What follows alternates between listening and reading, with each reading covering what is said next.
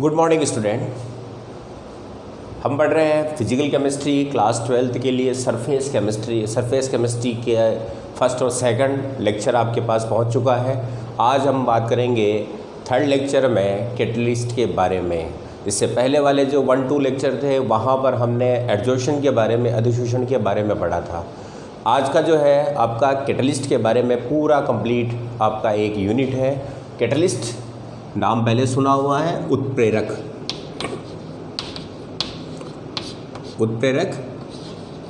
Catalyst.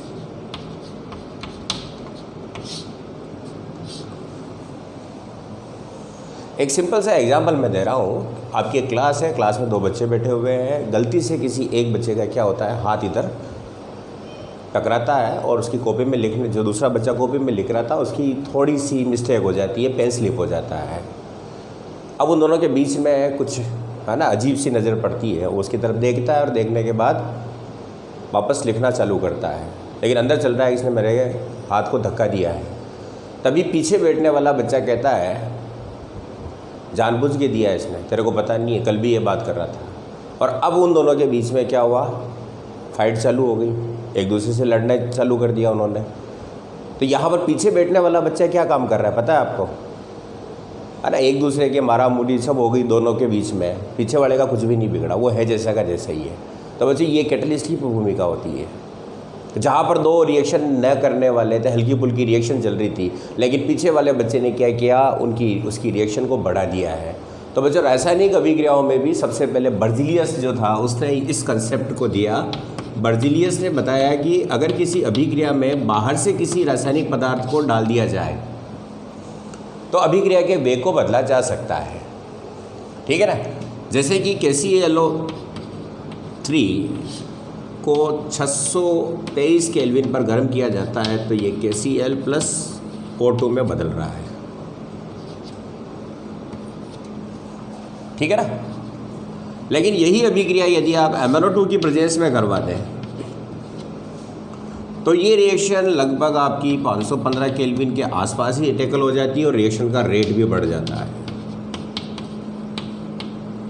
तो MnO2 यहाँ पर क्या काम करता है, उत्प्रेरक का काम करता है।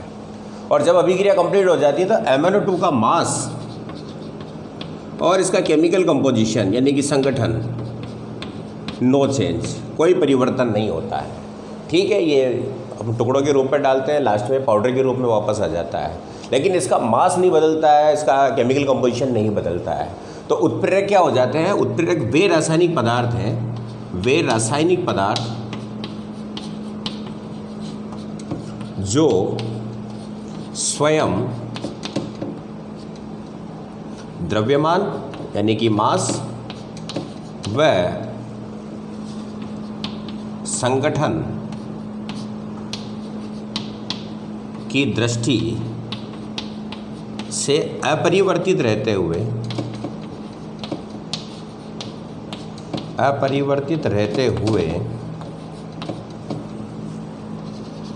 अभिक्रिया के वेग को परिवर्तित करते हैं, अभिक्रिया के वेग को परिवर्तित करते हैं।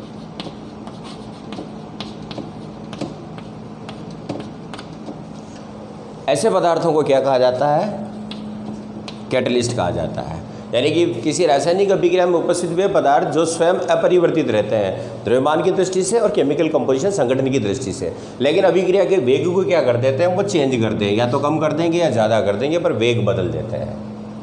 ओके, तो ये आपकी डेफिनेशन हो जाती है कैटलिस्ट की। और किसी कैटलिस्ट के द्वारा अभिक्रिया के वेग को परिवर्तित करना क्या कहलाता है, कैटेलिसिस यानी कि उत्प्रेरण कहलाता है। यानी कि उत्प्रेरक द्वारा रेट ऑफ रिएक्शन, अभिक्रिया के वेग को परिवर्तित करना उत्प्रेरण कहलाता है, कैटेलाइसिस कहलाता है। समझ में आ गया ये। सबसे पहले बर्जीलियस ने ये देखा और बताया उसने कि अगर आप किसी रासायनिक अभिक्रिया के अंदर किसी बाह्य रासायनिक पदार्थ को मिला देते हैं तो वह अभिक्रिया के वेग को परिवर्तित कर देता है और स्वयं अपरिवर्तित रह जाता है। तो ऐसे पदार्थों को हम क्या कहते हैं? कैटलिस्ट कहते हैं। और कैटलिस्ट द्वारा अभिक्रिया के वेग को परिवर्तित करने की जो प्रक्रिया है, जो प्रोसेस है, उसको कैटालिसिस कहा जाता है या उत्प्रेरण कहा जाता है। ठीक है बच्चों, चलो डेफिनेशन का स्क्रीनशॉट ले लो। ओके, मिटा दूँ। अब बात करते हैं हम कैटालिसिस के टाइप की और कैटलिस्ट के टाइप की। उत्प्रेरक कितने प्रकार के होते हैं, कितने भागों में इसको डिवाइड किया गया है, और उत्प्रेरण कितने प्रकार का होता है। तो सबसे पहले मैं आपको बता दूं बच्चों कि उत्प्रेरक जो है उनको हम जनरली सबसे पहला पॉजिटिव उत्प्रेरक, धनात्मक उत्प्रेरक, नेगेटिव उत्प्रेरक, ऋणात्मक उत्प्रेरक, स्वतः उत्प्रेरक, स्वतः उत्प्रेरक, अभी मैं बताने वाला हूँ क्या होता है। ठीक है, इसके अलावा प्रेरित उत्प्रेरक, इंड्यूस होते हैं ये प्रेरित उत्प्रेरक। इसके अलावा उत्प्रेरक वर्धक होते हैं और उत्प्रेरक विष होते हैं। ये प्रमोटर भी कहलाते हैं, प्रोमोटर, और ये एंटी कैटलिस्ट कहलाते हैं। ये इंड्यूस कैटलिस्ट कहलाते हैं। ये आपके क्या होते हैं? ऑटो कैटलिस्ट होते हैं। ये तो उत्प्रेरक के प्रकार होंगे।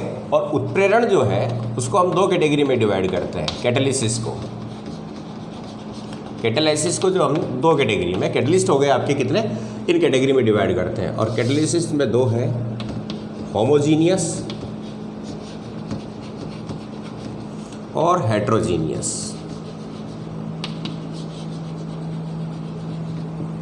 ठीक है बच्चों, एग्जाम में बोर्ड में कभी कभी उत्प्रेरण और उत्प्रेरक यानी कि कैटालिस्ट और कैटालिसिस में थोड़ा सा ध्यान रखें। अगर वह टाइप अगर आपसे पूछ ले तो उत्प्रेरक के प्रकार ये हैं और उत्प्रेरण के आपके दो प्रकार होते हैं। होमोजीनियस यानी कि जिसको हम कहते हैं समांगी उत्प्रेरण,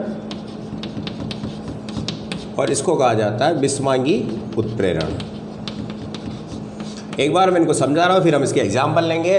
और बच्चों, एंजाइम और कैटलिस्ट में से आपको जनरली एक एग्जाम्पल ही पूछा जाता है, जो या तो कैटलिस्ट होता है तो इंडस्ट्रियल मेथड में जो कैटलिस्ट काम में लिए जाते हैं उनके बारे में क्वेश्चन होता है। और एंजाइम जो आपके पर्टिकुलर जो जैव उत्प्रेरक जो होते हैं, तो कौन कौन सी जो आपकी बायोकेमिकल रिएक्शन होती है मेटाबॉलिज्म, उनके अंदर कौन कौन से एंजाइम काम में लिए जाते हैं, तो वहाँ से आपको क्वेश्चन पूछा जाता है। तो मैं उसकी टेबल आपको अलग से बता दूंगा जो आपको ध्यान रखनी पड़ेगी। अब पॉजिटिव उत्प्रेरक क्या होता है? जैसे कि नाम से ही पता होता है हमें कि वे उत्प्रेरक जो रासायनिक अभिक्रिया के वेग को क्या करते हैं? बढ़ा देते हैं। ROR को क्या करते हैं? इंक्रीज कर देते हैं। ये आपके पॉजिटिव उत्प्रेरक होंगे। जो ROR को रिड्यूस कर देते हैं, रेट ऑफ रिएक्शन, अभिक्रिया के वेग को कम कर देते हैं, वो आपके नेगेटिव उत्प्रेरक कहलाते हैं। और जो केमिकल काइनेटिक्स में आपने पढ़ा होगा कि पॉजिटिव उत्प्रेरक होता है तो उस अभिक्रिया की एक्टिवेशन एनर्जी जो होती है उसको कम कर देता है। आपको ध्यान होगा ये आपकी एक्टिवेशन एनर्जी पॉजिटिव है तो एक्टिवेशन एनर्जी को यहाँ ले आएगा, और अगर नेगेटिव है तो एक्टिवेशन एनर्जी को कहाँ ले चला जाएगा? अप कर देगा, बढ़ा देगा, जिससे रेट ऑफ रिएक्शन घट जाता है। स्वतः उत्प्रेरक का मतलब होता है कि जिसमें उत्प्रेरक तो नहीं होगा, लेकिन अगर आप उस अभिक्रिया को प्रारंभ करते हैं तो जो प्रोडक्ट बनता है उससे द्वारा, वह प्रोडक्ट खुद क्या करता है? प्रोडक्ट कैटलिस्ट का काम करता है। इसका एग्जाम्पल हम देखेंगे अभी। ठीक है, एस्टर का जो जल गठन करवाया जाता है तो एसिटिक एसिड जो होता है वह खुद क्या करता है? वहाँ पर ऑटो कैटलिस्ट का काम करता है। प्रेरित उत्प्रेरक का मतलब होता है कि एक अभिक्रिया जो किसी दूसरी अभिक्रिया के साथ पैरेलल चालू कर देते हैं। आप एक पात्र में एक रिएक्शन चल रही है और दूसरी अभिक्रिया भी उसी पात्र में, तो दोनों ही अभिक्रियाएं एक दूसरे को क्या करती है? उत्प्रेरित करती है। दोनों अभिक्रिया साथ साथ होने पर अभिक्रिया का वेग बढ़ जाएगा। ठीक है, जबकि सिंगल अभिक्रिया का वेग लो होगा। तो यहाँ पर अब एग्जाम्पल के द्वारा बताऊंगा। तो यहाँ पर क्या होगा? पैरेलल रिएक्शन जो होती है यानी कि दो रिएक्शन एक दूसरे को क्या करें? कैटलिस्ट का काम करें। और वर्धक जनरली ये क्या होते हैं? उत्प्रेरक जो होते हैं, उत्प्रेरक रासायनिक अभिक्रिया की क्रियाशीलता को बढ़ाते हैं, जबकि वर्धक क्या करते हैं? उत्प्रेरक की क्रियाशीलता को बढ़ा देते हैं। कैटलिस्ट की जो रिएक्टिविटी है इसको प्लस कर देंगे।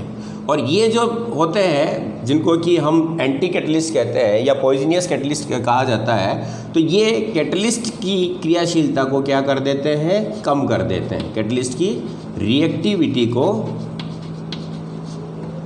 माइनस कर देंगे। ये है, समझ में आया? पॉजिटिव उत्प्रेरक, हमें एग्जाम्पल ध्यान रखने पड़ेंगे जो मैं अभी एक एक लेने वाला हूँ। पॉजिटिव उत्प्रेरक का मतलब अभिक्रिया के वेग को बढ़ाने वाले उत्प्रेरक क्या कहलाते हैं, आपके धनात्मक उत्प्रेरक कहलाते हैं। वे उत्प्रेरक जो अभिक्रिया के वेग को कम कर देते हैं वो क्या कहलाते हैं, ऋणात्मक उत्प्रेरक कहलाते हैं। और एक्टिवेशन का ध्यान रखें एनर्जी का, यहाँ पर धनात्मक उत्प्रेरक रासायनिक अभिक्रिया की जो एक्टिवेशन एनर्जी या सक्रियण ऊर्जा है उसको कम कर देते हैं, जबकि नेगेटिव उत्प्रेरक उस अभिक्रिया की सक्रियण ऊर्जा को क्या कर देते हैं, बढ़ा देते हैं। स्वतः उत्प्रेरक अभिक्रिया के अंदर बनने वाला उत्पाद ही वहाँ पर क्या करें, उसका जैसे ही स्टार्ट में अभिक्रिया धीमी होगी, जैसे ही उत्पाद बनता है और अभिक्रिया एकदम फास्ट एक्सेलरेट हो जाती है, तो वह आपका क्या कहलाएगा, स्वतः उत्प्रेरक कहलाएगा। प्रेरित उत्प्रेरक, जब एक अभिक्रिया के अंदर प्रेजेंस उत्प्रेरक नहीं, अभिक्रिया धीमी चल रही है, परंतु उसके साथ अगर कोई अभिक्रिया स्टार्ट कर दी जाए तो दो अभिक्रियाएं साथ साथ होने पर अभिक्रिया का वेग बढ़ जाता है, यानी कि वहाँ पर उत्प्रेरण प्रारंभ हो जाता है। और वर्धक, जो उत्प्रेरक की क्रियाशीलता को बढ़ा दे वो वर्धक कहलाएंगे, और जो उत्प्रेरक की क्रियाशीलता को कम कर दे वो क्या कहलाएंगे, आपके विष कहलाते हैं। ये तो मैंने एक्सप्लेन किया है, अभी एग्जाम्पल लेने वाले हैं। फिर आपका उत्प्रेरण, अरे उत्प्रेरक द्वारा अभिक्रिया के वेग को परिवर्तित करने की प्रक्रिया को हम क्या कहते हैं, उत्प्रेरण कहते हैं। उत्प्रेरण दो प्रकार का है, होमोजीनियस जिसको कि सहमांगी उत्प्रेरण कहा जाता है। सहमांगी उत्प्रेरण का मतलब ये है जहाँ पर क्रियाकारक, उत्पाद और उत्प्रेरक तीनों की फिजिकल स्टेट सेम हो। जैसे ए गैस है प्लस बी ये भी गैस है, और जो कैटलिस्ट डाला गया है ये भी गैस है, और ए बी भी आपका गैस है। तो इस प्रक्रिया में एक ही फिजिकल स्टेट हो सकती है, या तो गैस होगा या लिक्विड होगा, ठीक है ना। तो यहाँ पर आपकी ये जो उत्प्रेरक कहलाएगा, इस अभिक्रिया में उत्प्रेरक द्वारा जो उत्प्रेरण होगा उसको क्या कहा जाएगा, सहमांगी या होमोजीनियस कैटालिसिस कहा जाएगा। और हेट्रोजीनियस में आपका ए सॉलिड हो सकता है, बी यहाँ पर सॉलिड है, ठीक है ना, और सी यहाँ पर लिक्विड हो गया, कैटलिस्ट। सी का मतलब यहाँ पर क्या है, कैटलिस्ट, लिक्विड हो गया। और ए भी आपका लिक्विड हो सकता है, सॉलिड हो सकता है, जो भी। यानी कि जो रिएक्शन में प्रेजेंस आपके रिएक्टेंट और प्रोडक्ट हैं उनकी फिजिकल स्टेट से कैटलिस्ट की फिजिकल स्टेट चेंज है, भौतिक अवस्था चेंज हो जाती है। यानी कि उत्प्रेरक की और अभिक्रिया में प्रेजेंस जितने भी रिएक्टेंट और प्रोडक्ट, इनकी अगर फिजिकल स्टेट सेम है तो वह होमोजीनियस कैटालिसिस कहलाएगा, और अगर आपका ये चेंज हो जाता है कैटलिस्ट की फिजिकल स्टेट तो ये हेट्रोजीनियस कैटालिसिस कहलाएगा। ओके बच्चों, ये मैंने आपको एक्सप्लेन किया है, आप इसका स्क्रीनशॉट ले लें ताकि आपके दिमाग में रह जाए। जनरल डेफिनेशन की बात कर रहा हूँ क्योंकि आपसे कई बार डेफिनेशन पूछी जाती है। अब बात करेंगे हम इसके एग्जांपल्स की, पॉजिटिव उत्प्रेरक के मेन एग्जांपल क्या है, नेगेटिव के कौन कौन से हैं, तो इनके बारे में हम बात करने वाले हैं। तो आप इसका स्क्रीनशॉट ले लें।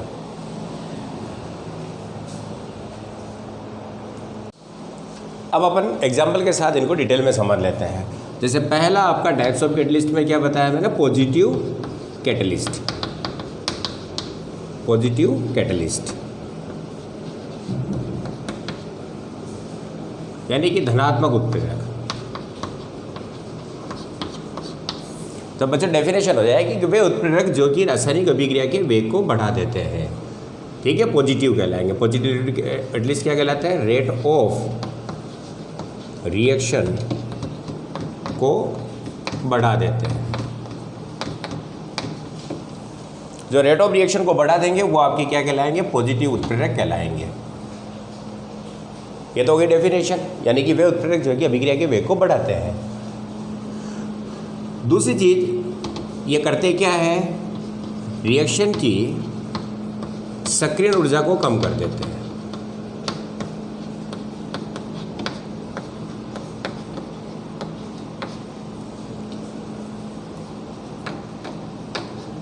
एक्टिवेशन एनर्जी जिसको हमने ईए कहा जाता है, आपको पता है एक्टिवेशन एनर्जी क्या होती है, तो किसी भी क्रियाकारक को उत्पाद में बदलने के लिए एक मिनिमम एनर्जी की आवश्यकता होती है, जो उसकी एवरेज एनर्जी और उसकी थ्रेशोल्ड एनर्जी होती है, उसका अंतर डिफरेंस होता है, ठीक है। आप काइनेटिक्स को पढ़ सकते हैं वहाँ पर। तो एक्टिवेशन एनर्जी को कम कर देता है, यानी कि यहाँ पर जो आपका इसका इस तरह से रिएक्शन को हम शो कर सकते हैं कि ये रिएक्टेंट है और ये यहाँ पर थ्रेशोल्ड एनर्जी है और ये इसकी रिएक्शन पाथ है। तो जब आप इसमें कैटलिस्ट को मिलाते हैं तो कैटलिस्ट क्या करता है, यहाँ से यहाँ तक इसकी क्या हो गई है, एक्टिवेशन एनर्जी, ये इसको कम कर देगा, ये कैटलिस्ट की प्रेजेंस में। और ये कैटलिस्ट अब्सेंट है। तो एक्टिवेशन एनर्जी जो पहले यहाँ तक थी, अब आपकी कितनी ज़रूरत पड़ रही है, यहाँ हो रही है, जिससे कि रेट ऑफ रिएक्शन क्या हो जाएगा, आपका बढ़ जाएगा।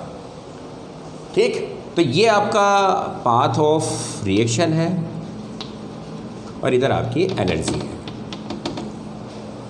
क्लियर है बच्चों? तो ये एक्टिवेशन एनर्जी को कम कर देता है। अब रही बात एग्जाम्पल्स की, तो काफ़ी सारे एग्जाम्पल है, हम कैटालिसिस के अंदर भी इसको एग्जाम्पल को पढ़ने वाले हैं। जैसे कि इम्पोर्टेंट आपकी हेबर मेथड, हेबर विधि जो है वो अमोनिया फॉर्मेशन की सिंथेसिस की है। तो हेबर विधि के अंदर हम जनरली किसको काम में लेते हैं, Fe सॉलिड को। ये कैटलिस्ट होता है, रिएक्शन होती है आपकी N2 थ्राइस H2 2NH3 और प्रेजेंस होगा यहाँ पर Fe। ये कैटलिस्ट आपका क्या करता है, इसको पॉजिटिव कर देता है। इसी तरह से आपका और भी मेथड है, जैसे कि हाइड्रोजनेसिस करवाया जाता है किसका, वेजिटेटिव ऑयल का। तो वेजिटेटिव ऑयल का जब हाइड्रोजनेसिस किया जाता है, वेजिटेटिव ऑयल हाइड्रोजिनेशन, तो यहाँ पर आप निकिल का प्रयोग करते हैं। ये सॉलिड होता है और ये वेजिटेटिव घी के रूप में बदल जाता है, यानी कि अनसेचुरेटेड होता है, इसमें हाइड्रोजन जुड़ते हैं, सेचुरेटेड बन जाता है।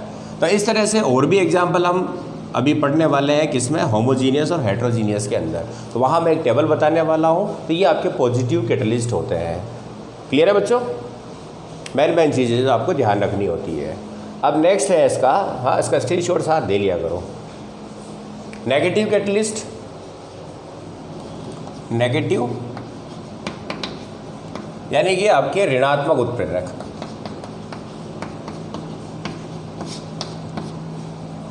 ये रेट ऑफ रिएक्शन को बढ़ाएंगे नहीं, क्या करेंगे, ये कम कर देते हैं। इनकी प्रेजेंस में अभिक्रिया का वेग बढ़ जाता है और सक्रियण ऊर्जा जो होती है, एक्टिवेशन एनर्जी को क्या कर देते हैं, ये बढ़ा देते हैं। एक्टिवेशन एनर्जी को बढ़ा देते हैं, जिससे रेट ऑफ रिएक्शन क्या हो जाता है आपका, क्योंकि आपको पता है एक्टिवेशन एनर्जी जो होती है ज़्यादा होने पर रेट ऑफ रिएक्शन क्या हो जाता है, घट जाता है। ये काइनेटिक्स में आपने पढ़ा है। तो ये एक्टिवेशन एनर्जी, तो यहाँ पर अब जो ग्राफ होगा नेगेटिव के रेफरेंस में, ये पॉजिटिव का था,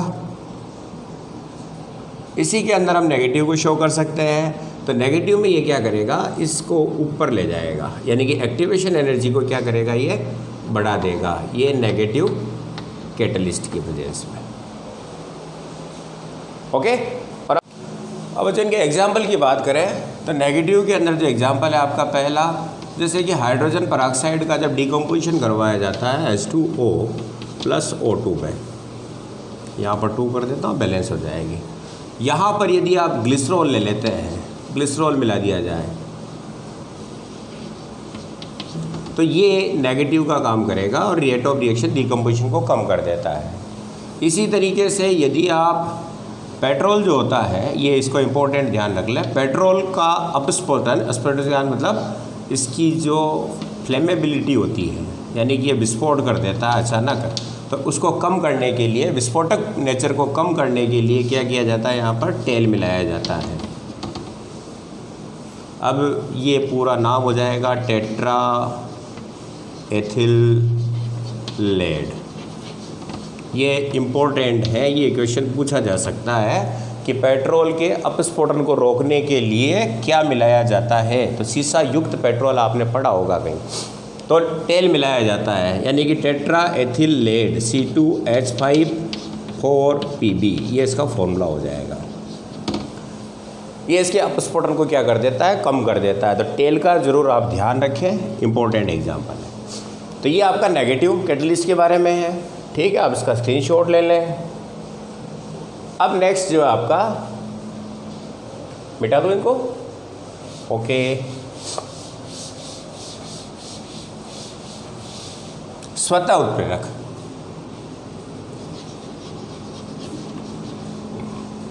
स्वतः उत्प्रेरक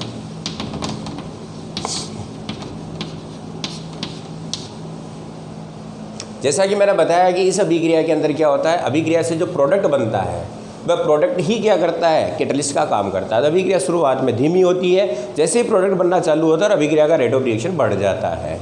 ठीक है ना। तो यहाँ पर डेफिनेशन क्या हो जाएगी, रिएक्शन में निर्मित प्रोडक्ट या उत्पाद ही उत्प्रेरक का कार्य करे। एग्जाम्पल देखते हैं इसका, जैसे कि एथिल एसीटेट जो होता है,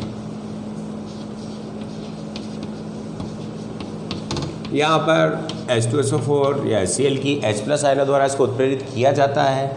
लेकिन अगर आप इसमें कोई उत्प्रेरक ना भी मिलाएं तो ये आपका C2H5OH प्लस H2O, तो ये अभिक्रिया प्रारंभ में धीमी होगी, लेकिन फिर आपका CH3OH ये वियोजित हो जाता है और H+ प्रोवाइड कराता है, और यही H+ आयन क्या करते हैं, इस रिएक्शन को उत्प्रेरित करना प्रारंभ कर देते हैं। तो ये आपका ऑटो कैटलिस्ट है।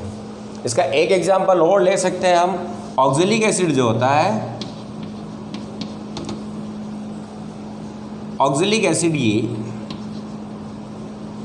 KMnO4 के साथ जब ऑक्सीडेशन करवाया जाता है, प्लस H2SO4 रहेगा यहाँ पर, तो इस रिएक्शन में आपका मैं शॉर्ट बता रहा हूँ MnSO4 बनेगा, और ये MnSO4 के जो Mn+2 आयन होते हैं वही इसको एक्सीलरेट करना प्रारंभ कर देते हैं।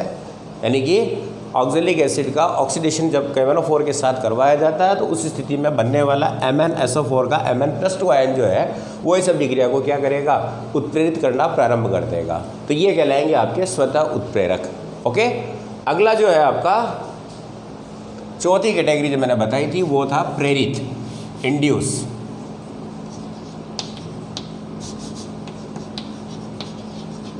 इंड्यूस्ड कैटलिस्ट यानी कि प्रेरित उत्प्रेरक।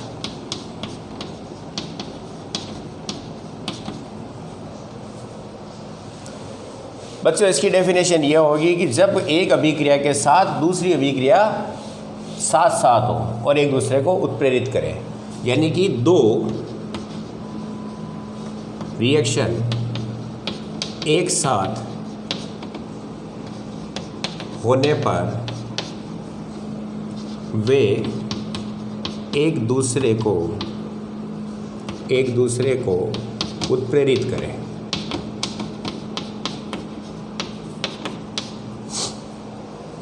अब इसका एक एग्जाम्पल देखते हैं। सोडियम सल्फाइड जो है, सल्फाइड, इसका ऑक्सीडेशन करवाया जाता है तो हो जाता है,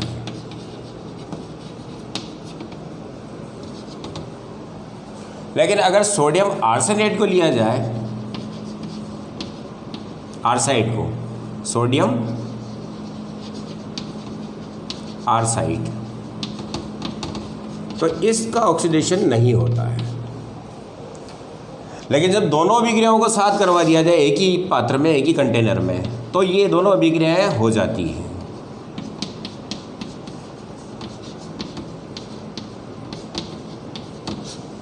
ये सोडियम सल्फेट में बदल जाएगा और सोडियम आर्सेनेट में भी बदल जाएगा। कहने का मतलब इस अभिक्रिया की उपस्थिति से ये अभिक्रिया क्या हो जाती है, उत्प्रेरित हो जाती है। तो जब दोनों, और इससे इसका भी वेग बढ़ जाता है। तो कहने का मतलब है कि दो अभिक्रियाएं जब साथ साथ हो तो रेट ऑफ रिएक्शन क्या हो जाती है, आपकी बढ़ जाएगी। समझ में आया ये आपका प्रेरित उत्प्रेरक। ओके, मिटा दूं। फिर है आपका वर्धक, प्रमोटर। पांचवा जो है प्रोमोटर्स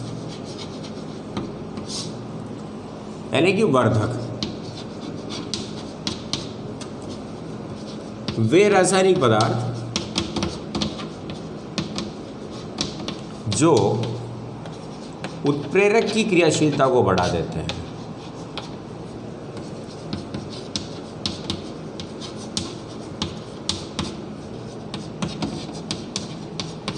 ओके, ये अभिक्रिया का वेग तो वैसे ही बढ़ जाएगा, क्योंकि उत्प्रेरक की क्रियाशीलता को बढ़ाएंगे तो उत्प्रेरक ज़्यादा एक्टिव हो जाता है, रिएक्टिव हो जाता है, तो उससे अभिक्रिया का वेग बढ़ जाता है। जैसे हैबर मेथड के अंदर Fe तो कैटलिस्ट होता है, लेकिन इसके साथ मोलिब्डेनम को मिला दिया जाता है, तो ये यहाँ पर क्या है, प्रमोटर है, वर्धक है, जो Fe की क्रियाशीलता को बढ़ा देता है और अभिक्रिया का वेग बढ़ जाता है। तो Fe प्लस MO, तो Fe यहाँ पर क्या होता है, कैटलिस्ट होता है, और ये यहाँ पर क्या होता है, प्रमोटर होता है। ठीक है ना। तो ये आपकी जो रिएक्शन है, यहाँ पर आप एक कैटलिस्ट और कैटलिस्ट के साथ एक प्रमोटर को मिलाने पर क्या होगा, यहाँ पर ये होगा। एंजाइम हम ऐसे ही को पढ़ेंगे, को एंजाइम। जब किसी एंजाइम के साथ एक और सब्सटेंस आ जाता है तो उस एंजाइम की क्रियाशीलता को बढ़ा देता है। सिमिलर है लगभग, है ना, पॉइंट एक जैसे होंगे। तो ये आपका हो जाएगा प्रमोटर के बारे में। स्क्रीनशॉट ले लें इसका, एग्जाम्पल्स का ध्यान रखें इनको। नेक्स्ट है बच्चों एंटी कैटलिस्ट। एंटी कैटलिस्ट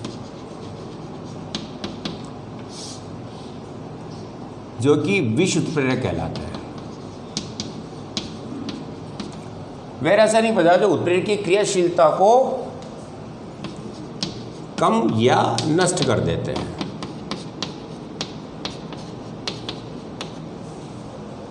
जैसे इसी एग्जाम्पल में आप MO के स्थान पर CO डाल देते हैं, ठीक है ना।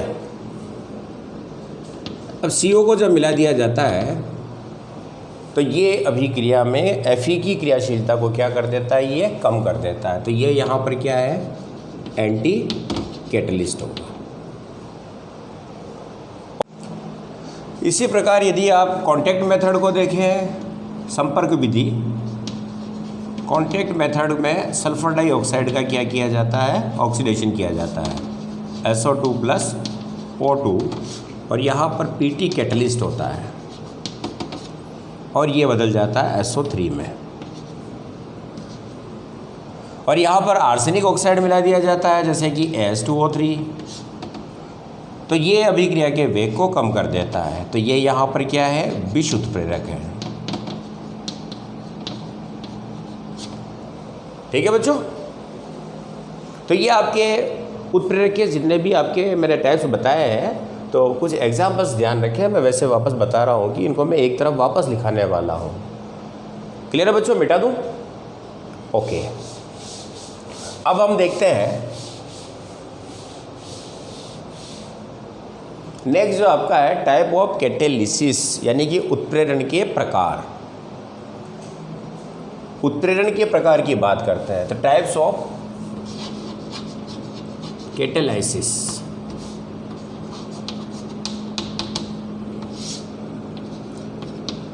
उत्प्रेरण के प्रकार।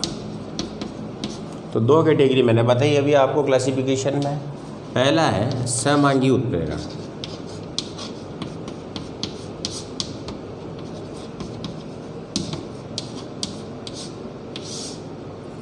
होमोजीनियस कैटेलाइसिस, जब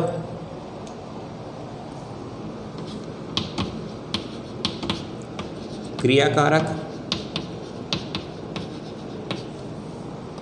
व उत्पाद व उत्प्रेरक की भौतिक अवस्था, फिजिकल स्टेट, एक समान हो,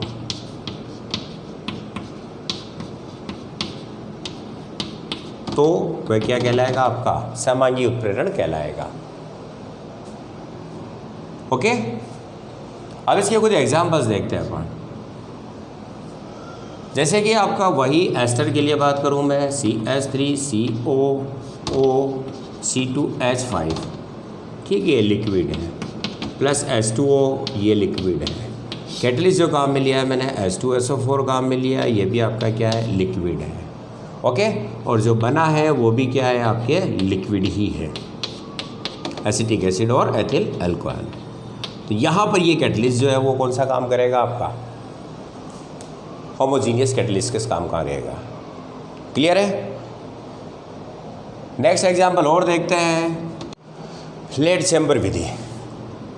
लेड चैम्बर विधि में SO2 gas plus O2 gas, और यहाँ पर जो आपका कैटलिस्ट है वो भी आपका क्या होता है, गैस, और जो बनता है वो भी क्या होता है, आपका गैस होता है। ठीक है, सल्फर H2SO4 निर्माण की विधि है ये, जहाँ पर सल्फर डाइऑक्साइड का ऑक्सीडेशन करवाया जाता है और नाइट्रिक ऑक्साइड यहाँ पर प्रेजेंट होता है, ये गैसेस फॉर्म में होता है।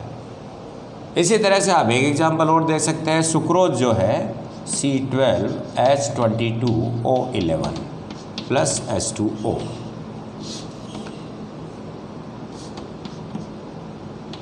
ये आपका लिक्विड है, ये आपका लिक्विड है, और H2SO4 यहाँ पर काम में ले जाता है, वो यहाँ पर लिक्विड है, और ये बदल जाता है ग्लूकोज और फ्रक्टोज में।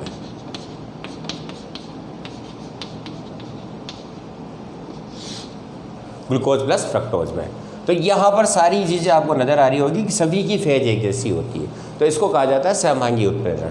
ठीक है, अब सेकंड जो है आपका वो क्या है, विषमांगी उत्प्रेरण। मिटा दूँ इसको, ओके। विषमांगी उत्प्रेरण हेट्रोजीनियस,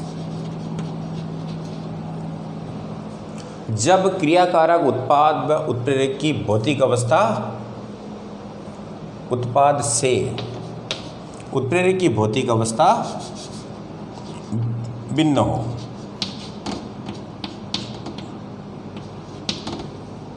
डेफिनेशन हो जाएगी। विषमांगी उत्प्रेरण किसे कहा जाएगा कि जब किसी रासायनिक अभिक्रिया के अंदर क्रियाकारक उत्पाद व उत्प्रेरक की भौतिक अवस्था उनसे क्या हो, डिफरेंस हो, तो वह क्या कहलाएगी, आपकी अंतरअक्ति हो, अलग भौतिक अवस्था में हो, तो वह कहलाएगा आपका विषमांगी उत्प्रेरण। और बच्चों यहाँ के एग्जाम्पल थोड़े आपको ध्यान रखने पड़ेंगे क्योंकि कई बार पूछे गए हैं। कुछ एग्जाम्पल इंपॉर्टेंट जो मैं बता रहा हूँ, पहला है आपका हेबर विधि अमोनिया निर्माण के लिए। किसके लिए, ये NH3 फॉर्मेशन के लिए। और रिएक्शन आपकी N2 गैस है प्लस H2 गैस है, कैटलिस्ट Fe सॉलिड है, और 2NH3 ये गैस है। इंपॉर्टेंट चीज़ ध्यान रखें कि Fe का प्रयोग किया जाता है और ये आपका हेट्रोजीनियस कैटलिसिस है। ठीक है, कैटलाइसिस है। दूसरा जो है आपका संपर्क विधि, ये किसके लिए होती है, H2SO4 के फॉर्मेशन के लिए। इसकी दो मेथड बताए हमने, लेड चैम्बर और ये। संपर्क विधि में SO2 होता है, ये गैस है, O2 है, ये गैस है, और कैटलिस्ट जो यहाँ पर है प्लेटिनम है, वो सॉलिड है, और निर्माण हो जाएगा SO3 का। इससे H2SO4 का फॉर्मेशन किया जाता है। ठीक है ना। तीसरा एग्जाम्पल देखते हैं अपन, ओस्टवाल्ड विधि।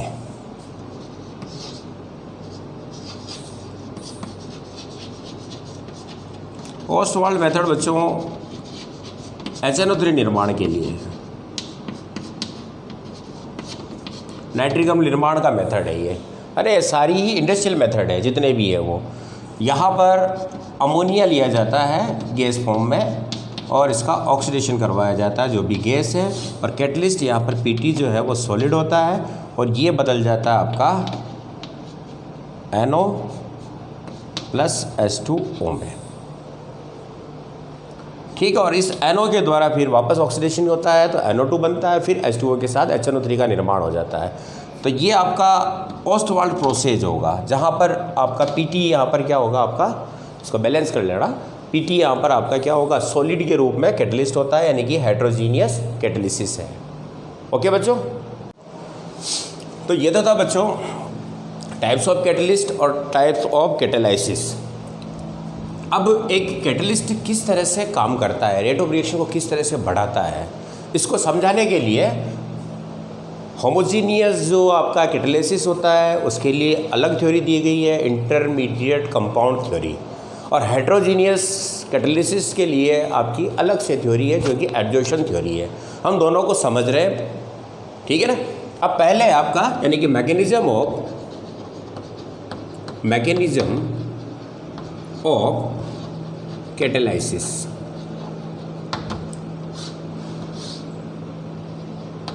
उत्प्रेरण की क्रियाविधि।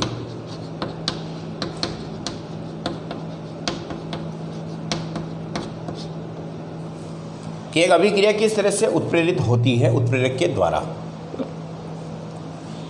पहली थ्योरी जो है होमोजीनियस कैटालाइसिस के लिए है,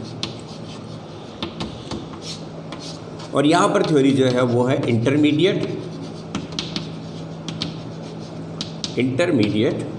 कंपाउंड थ्योरी।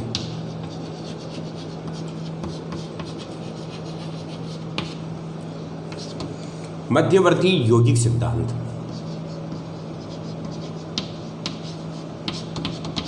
ये थ्योरी ये कहती है कि होमोजीनियस यानी कि जहाँ पर कैटलिस्ट की और रिएक्टेंट की एक ही फिजिकल स्टेज होती है, तो सबसे पहले आपका क्या करता है, एक रिएक्टेंट कैटलिस्ट के साथ क्या करता है, एक इंटरमीडिएट कंपाउंड बनाता है, और वह इंटरमीडिएट कंपाउंड फिर रिएजेंट के साथ क्रिया करता है और क्या दे देता है, आपको प्रोडक्ट दे देता है। जैसे एक एग्जांपल है, ए गैस है प्लस बी गैस है, और यहाँ पर एक कैटलिस्ट लिया है मैंने सी। ओके, ये आपका कैटलिस्ट है, जो भी आपका क्या है, गैस है, और ए बी आपका गैस प्रोडक्ट बन गया। अब बात करते हैं इस थ्योरी के अनुसार, सबसे पहले आपका एक जो रिएक्टेंट है ये सी के साथ क्या करता है, रिएक्शन करता है, अटैच होता है और क्या बना लेता है, एक इंटरमीडिएट कंपाउंड बना लेता है। ये आपका क्या हो गया, इंटरमीडिएट कंपाउंड। ओके, और सेकंड स्टेज पे क्या करेगा, इंटरमीडिएट कंपाउंड फिर बी से रिएक्ट करेगा और किस में बदल देगा, प्रोडक्ट में, और आपका कैटलिस्ट वापस क्या हो जाता है, मास और इसके केमिकल कंपोजिशन के हिसाब से प्योर होते हुए सेपरेट हो जाता है। ये आपकी इंटरमीडिएट थ्योरी है। पर बच्चों ये थ्योरी किसको नहीं समझा पा रही है, एक तो एक्टिवेशन एनर्जी कहाँ से आती है या रेट ऑफ रिएक्शन कैसे बढ़ता है उसको नहीं समझा पा रही है। दूसरी चीज़ जो प्रोमोटर होते हैं यानी कि जो कैटलिस्ट की रिएक्टिविटी को बढ़ाते हैं उसको कैसे बढ़ाएंगे, ये थ्योरी नहीं समझा पाती है। इसी तरीके से एंटी कैटलिस्ट की जो मैकेनिज्म है उसको भी नहीं समझा पा रही है। तो रेट ऑफ रिएक्शन के बारे में ज़्यादा कुछ बताती नहीं है, केवल बताता है इंटरमीडिएट बनता है और जो कि अनस्टेबल होने के कारण वापस क्या कर देता है, चेंज हो जाता है। ओके, अब इसके एग्जाम्पल देखते हैं अपन। बेटा दो इसको, चलो स्क्रीनशॉट ले लो। पहला एग्जाम्पल ले रहा हूँ मैं, जो आपका विलियमसन संश्लेषण है। विलियमसन संश्लेषण ईथर फॉर्मेशन के लिए है, ROR निर्माण की विधि है विलियमसन संश्लेषण।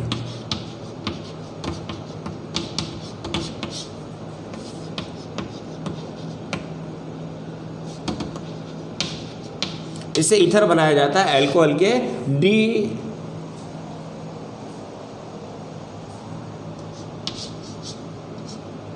C2H5OH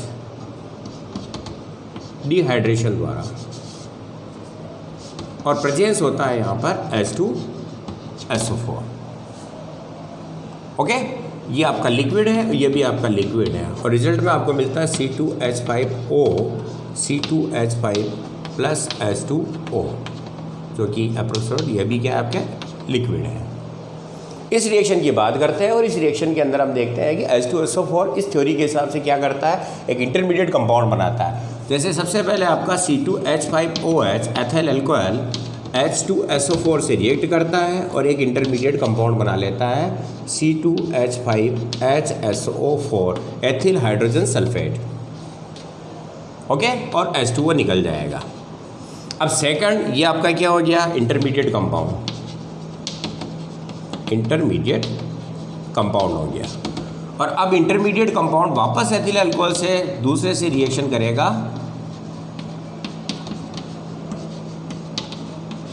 और क्या दे देगा, ether C2H5O C2H5 plus H2SO4। ये आपका कैटलिस्ट वापस बाहर आ गया। ये इंटरमीडिएट थ्योरी के अनुसार इस रिएक्शन को मैंने समझाया आपको। एक और है, जैसे कि आप लेड चैम्बर की बात करें, मिटा दूँ, मैग्नीशियम है ये उसकी। लेड चैम्बर मेथड में क्या होता है, SO2 का ऑक्सीकरण होता है SO3 में और NO वहाँ पर प्रेजेंट होता है। रिएक्शन ये होती है SO2 plus half O2 NO gas gas and gas, और ये बदल रहा है SO3 में जो कि गैस है। यहाँ पर भी सबसे पहले क्या होता है, NO जो गैस है, कैटलिस्ट है, वो हाफ O2 से रिएक्शन करता है और क्या बना लेता है, NO2। ये आपका इंटरमीडिएट है। क्लियर है बच्चों, वही थ्योरी है आपकी। और अब इंटरमीडिएट क्या करता है, SO2 से रिएक्ट करता है और क्या बना लेता है, SO3 gas plus NO gas जो कि आपका क्या है, कैटलिस्ट है। समझ में आया बच्चों, ये आपकी इंटरमीडिएट कंपाउंड थ्योरी है। लेकिन मैंने बताया ना, वो चीज़ें नहीं समझा पा रहा है। ये कौन सी, कि रेट ऑफ रिएक्शन को कैसे कम करता है, एक्टिवेशन एनर्जी को कम ज़्यादा कैसे कर देते हैं। दूसरी चीज़ क्या है कि जो प्रोमोटर्स होते हैं या एंटी कैटलिस्ट होते हैं उनकी किस तरह से पार्टिसिपेट करते हैं, उनके बारे में कुछ नहीं बता रहा है ये। ठीक है बच्चों, चलो इसको उतारो। अब सेकंड जो आपका है वो है हेट्रोजीनियस कैटालिसिस के बारे में। हेटेरोजीनियस कैटालिसिस, बिस्मांगी उत्प्रेरण के सिद्धांत की बात करें तो बिस्मांगी के लिए यहाँ पर एडजॉर्प्शन थ्योरी दी गई है, अधिशोषण सिद्धांत द्वारा समझाया गया है।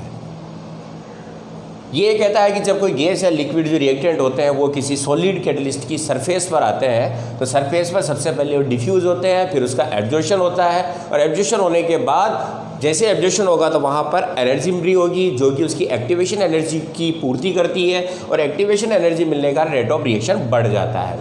इस कुछ इसके पार्ट्स हैं। सबसे पहले आप समझे इस सिद्धांत का मतलब क्या है। जैसे कि ए, ठीक है, ये आपका कोई गैस है, प्लस बी ये आपकी कोई गैस है और यहाँ पर कैटलिस्ट मैंने कोई भी लिया है जैसे कि एक्स कैटलिस्ट है जो कि सॉलिड है और ये ए बी बना रहा है। इस रिएक्शन पर हम देखें इसको, मैं कैटलिस्ट को इस तरह से ले रहा हूँ, ये आपका कैटलिस्ट है एक्स है और ये है इसकी फ्री वैलेंसी। कैटलिस्ट क्या करता है, फ्री वैलेंसी प्रोवाइड कराता है। तो फ्री वैलेंसी यानी कि ये इसके क्या है, एक्टिव सेंटर है, सक्रिय केंद्र है। तो कैटलिस्ट के ऊपर क्या है, यहाँ पर सक्रिय केंद्र होंगे आपके। ठीक, अब इसके ऊपर ए और बी जो आपकी गैसें हैं, ए और बी, ये इस पर डिफ्यूज़ होगी। ठीक है ना, डिफ्यूज़ होने के बाद इस तरह से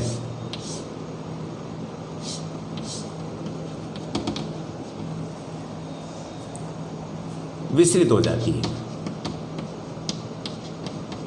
और जैसे इसके नज़दीक आएगी तो अब यहाँ पर अधिशोषण होगा, एडजॉर्प्शन होगा। तो अधिशोषण होने के बाद इनके बीच में क्या होती है, बॉन्डिंग बनना चालू हो जाती है, ए और बी, और ये यहाँ पर बॉन्ड बन चुका है। जैसे यहाँ से इसकी बॉन्डिंग होगी, ये कैटलिस्ट है और ये आपके रिएक्टेंट है, तो यहाँ से बॉन्डिंग बनने के कारण एनर्जी रिलीज होती है और ये एनर्जी जो होती है ये किसकी पूर्ति करती है, एक्टिवेशन एनर्जी की पूर्ति कर देती है। ए और बी की रिएक्शन के लिए जो एक्टिवेशन एनर्जी चाहिए उसकी कंप्लीट जो उसकी नीड होगी उसको पूरा करेगी। और जैसे ही ये होगा तो नेक्स्ट अब यहाँ पर क्या होगा, ए और बी जो यहाँ पर एड्जॉर्ब है, अब ये क्या हो जाते हैं, विशोषित हो जाते हैं, यानी कि यहाँ से रिमूव हो जाएंगे और वापस आपका कैटलिस्ट ऐसा का ऐसा रह जाएगा और ए बी आपका प्रोडक्ट में बदल जाएगा। ये इसका रूट चार्ट है। सबसे पहले कैटलिस्ट क्या करते हैं, एक्टिव सेंटर होते हैं, उनके ऊपर सक्रिय केंद्र होंगे जो इसकी फ्री वैलेंसी होती है, जहाँ पर ए बी जो आपके जो रिएक्टेंट है वो डिफ्यूज़ होते हैं। डिफ्यूज़ होने के बाद उनका एब्जॉर्प्शन हो जाता है और एब्जॉर्प्शन होने से एनर्जी रिलीज होती है जो कि एक्टिवेशन एनर्जी की पूर्ति करता है। और जब ये इसकी सतह पर आ जाते हैं सरफेस पर, उसके बाद ये प्रोडक्ट में बदलते हैं और ये प्रोडक्ट यहाँ से क्या हो जाता है, वापस विशोषित हो जाता है, अधिशोषण का रिवर्स, और फिर ये अलग हो जाते हैं और उसके बाद आपका कैटलिस्ट एज इट इज बचा रह जाता है। ये आपका एब्जॉर्प्शन का जो हेटेरोजेनियस कैटालिसिस है उसका प्रोसेस होता है। समझ में आया ये? चलो इसका फुर्ती से स्क्रीनशॉट लो, फिर मैं इसके मेन पॉइंट बता रहा हूँ। बिठा दूँ?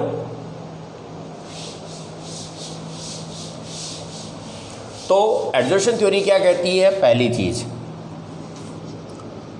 कि कैटलिस्ट पर मुक्त संयोजकता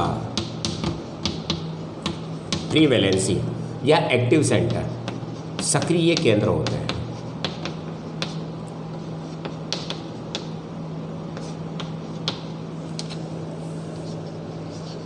कैटलिस्ट की सरफेस पर क्रियाकारक या क्रियाकारकों का अधिशोषण होता है, एडजोर्शन होता है। सेकंड चीज़ ये। थर्ड चीज़, अधिशोषण द्वारा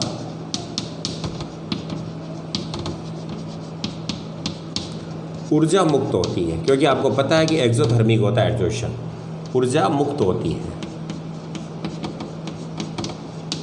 जो अभिक्रिया के लिए आवश्यक एक्टिवेशन एनर्जी EA, सक्रियण ऊर्जा,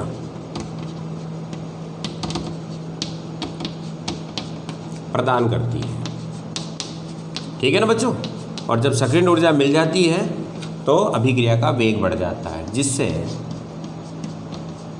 रेट ऑफ रिएक्शन, अभिक्रिया वेग बढ़ जाता है। थर्ड, अधिशोषण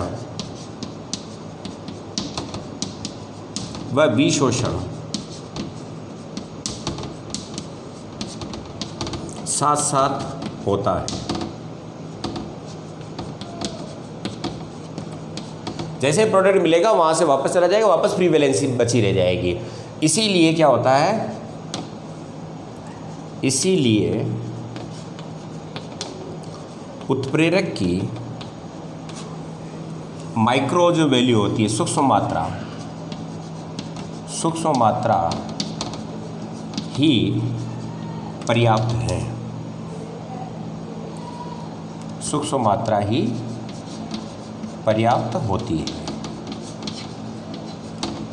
मैंने बताया जैसे यहाँ पर आपका क्या होगा, ये प्रोडक्ट मिला, ये वापस यहाँ से विशोषित हो जाएगा, तो वापस आपकी फ्री वैलेंसी बची रह जाती है, जिसके कारण कि लगातार ये काम करता रहता है।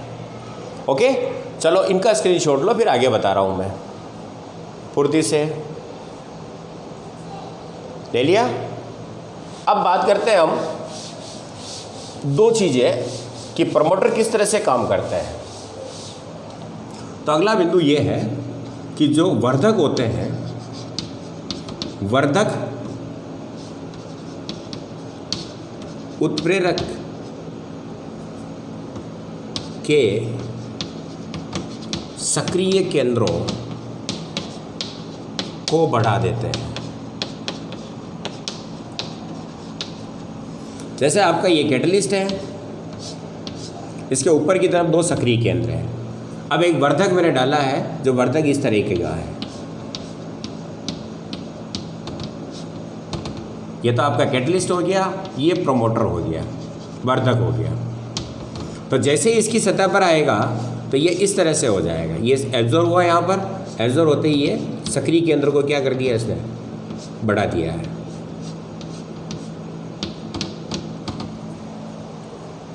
तो वर्धक उत्प्रेरक की सतह पर आते हैं और क्या कर देते हैं, एक्टिव सेंटर को बढ़ा देते हैं, जिसके कारण अब एडजोर्शन की रेट बढ़ जाएगी और रेट ऑफ रिएक्शन कैटलिस्ट सक्रिय हो जाएगा। और जो विष होते हैं यानी कि एंटी कैटलिस्ट जो होते हैं, एंटी कैटलिस्ट क्या काम करेंगे, एंटी कैटलिस्ट उत्प्रेरक की सतह पर, उत्प्रेरक की सतह पर दृढ़ता से अधिशोषित हो जाते हैं।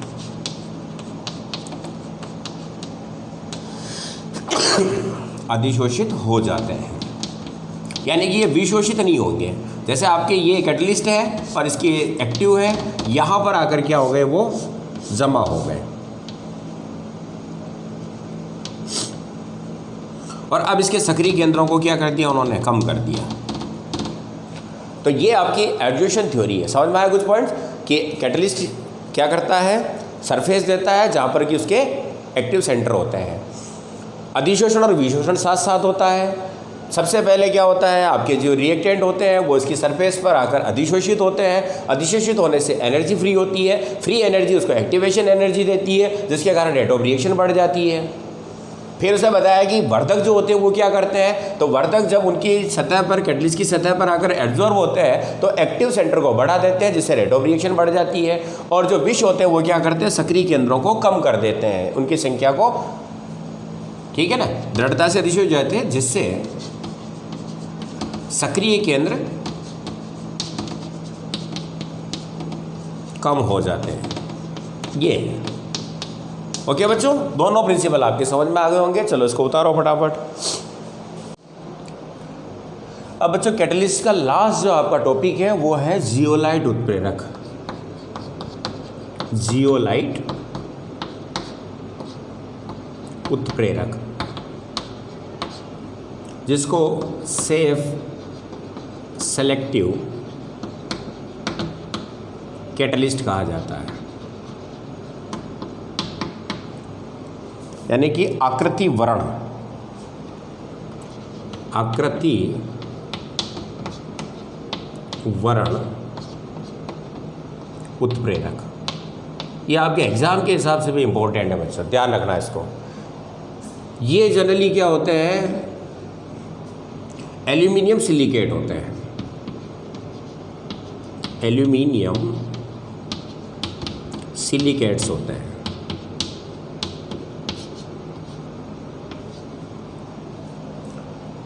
इन कैटलिस्ट के अंदर क्या होता है, सूक्ष्म छिद्र होते हैं, यानी कि माइक्रोपोर्स होते हैं, सूक्ष्म छिद्रित। जैसे मधुमक्खी का छत्ता होता है ना, मधुमक्खी के छत्ते के अंदर क्या होते हैं, हल्के हल्के से आपको उसी तरह की डिज़ाइन होती है इनकी। यानी कि यहाँ पर कुछ जगह पर क्या होता है, एल्यूमिनियम, और यहाँ पर सिलिकॉन है जैसे आपका, और ये एल्यूमिनियम है, ठीक है ना। तो सिलिकॉन की जगह पर जैसे कि आपका ये सिलिकॉन का पूरा ये मान के चलेंगे, सभी तरफ से सिलिकॉन है, सिलिकॉन ऑक्साइड होता है, तो ओ ये इस तरह से, और यहाँ पर सिलिकॉन की जगह कौन आ जाता है, एल्यूमिनियम। तो एक आपकी फ्री वैलेंसी हो जाती है, यानी कि यहाँ पर छिद्र बने रह जाते हैं। और ये जो छिद्र होते हैं, तो इसी छिद्रों के कारण इसको क्या कहा जाता है, सूक्ष्म छिद्रित कैटलिस्ट कहा जाता है। समझ में आया ना ये, जैसे आपका सिलिकॉन ऑक्साइड है, ये वापस देख लें, यहाँ पर वापस ऐसा ही है, यहाँ पर O आ गया, यहाँ पर आपका O आ गया, यहाँ पर ऐसा ही है, इस तरह से आपका ये सिलिकेट्स होते हैं। अब इसके जगह पर कौन आ जाता है, एल्यूमिनियम। तो सिलिकॉन की वैलेंसी होती है 4, इसकी होती है 3, तो यहाँ पर आपकी एक वैलेंसी फ्री हो जाती है सिलिकॉन के लिए, 3 तो यहाँ पर हो गया, तो यहाँ पर क्या मिलेगा आपको, एक छिद्र मिल जाता है, और इसके कारण ये सूक्ष्म छिद्रित संरचनाएं बन जाती मधुमक्खी के छत्ते के समान। और ये सेलेक्टिव होती है, यानी कि ये उत्प्रेरक एक से अधिक अभिक्रियाओं को क्या कर सकते हैं, उत्प्रेरित करने की क्षमता रखते हैं, एक से अधिक अभिक्रियाओं के लिए।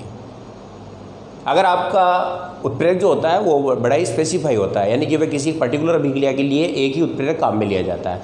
लेकिन जियोलाइट उत्प्रेरक जो होते हैं वो क्या होते हैं, एक से अधिक अभिक्रियाओं को उत्प्रेरित करने की क्षमता रखते हैं। अब इसका सामान्य सूत्र क्या होता है, सबसे इंपॉर्टेंट ये है MnAlO2x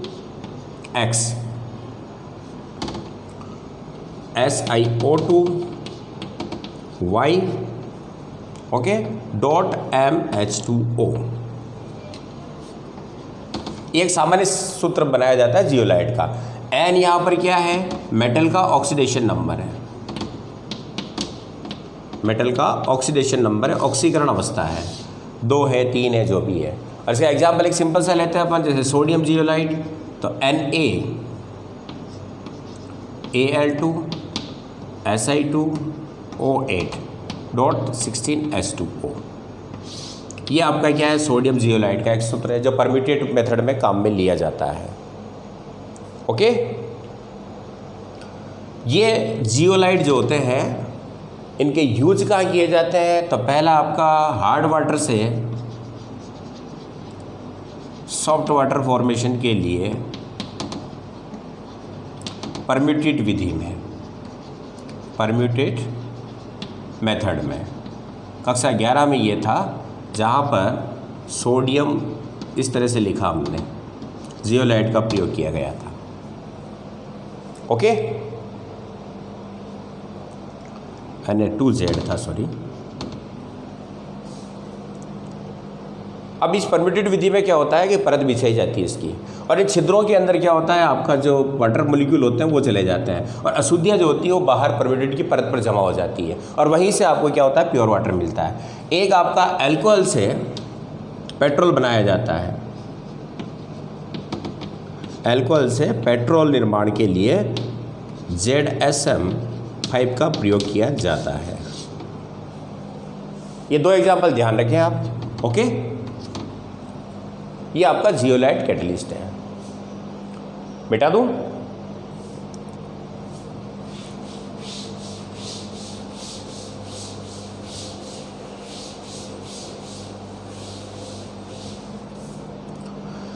तो ये आपका पूरा एक टॉपिक था आज कैटलिस्ट के बारे में, जो मैंने आज आपको कंप्लीट करवाया है। अब कैटलिस्ट की जो प्रॉपर्टी है, कुछ विशेषताएं हैं, ठीक है, उसको मैं यहाँ डिस्कस नहीं कर रहा हूँ, क्योंकि नेक्स्ट लेक्चर जो एंजाइम का आएगा, एंजाइम और कैटलिस्ट केवल वो जैव एंजाइम होते हैं। तो आप कैटलिस्ट की प्रॉपर्टी और एंजाइम की प्रॉपर्टी में लगभग सारी प्रॉपर्टी आपको, यानी कि कैरेक्टरिस्टिक प्रॉपर्टी वहाँ मिल जाती है। तो हम उसके साथ, जैसे टेम्परेचर का क्या इफेक्ट होता है कैटलिस्ट के ऊपर, स्पेसिफिक होते हैं, इसकी ट्रेस मात्रा ज़रूरी होती है, तो ये सारी चीज़ें हम एंजाइम के साथ डिस्कस करने वाले हैं। ओके बच्चों, चलो थैंक यू।